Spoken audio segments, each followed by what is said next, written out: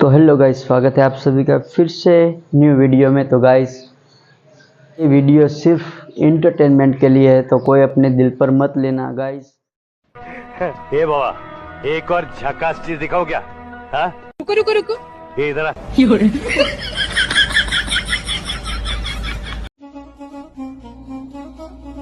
नहीं सारुण के यहाँ कुछ तो गड़बड़ है।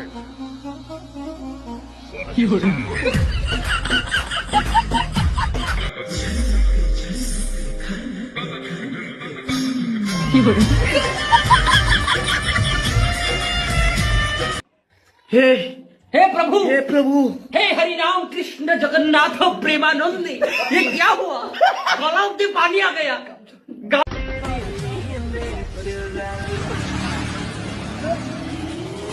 खत्म।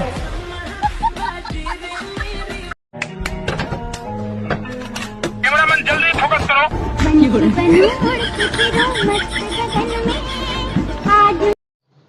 तो गाइस, ये वीडियो कैसा लगा वो मुझे कमेंट में बताना, और वीडियो अच्छा लगा हो तो लाइक शेयर एंड सब्सक्राइब कर देना, और ढेर सारा सपोर्ट करो भाई साहब। गाइस 1.5 साल हो गए हैं, तो गाइस सब्सक्राइब ज़रूर कर देना और वीडियो को लाइक कर देना और अच्छी एक कमेंट कर देना।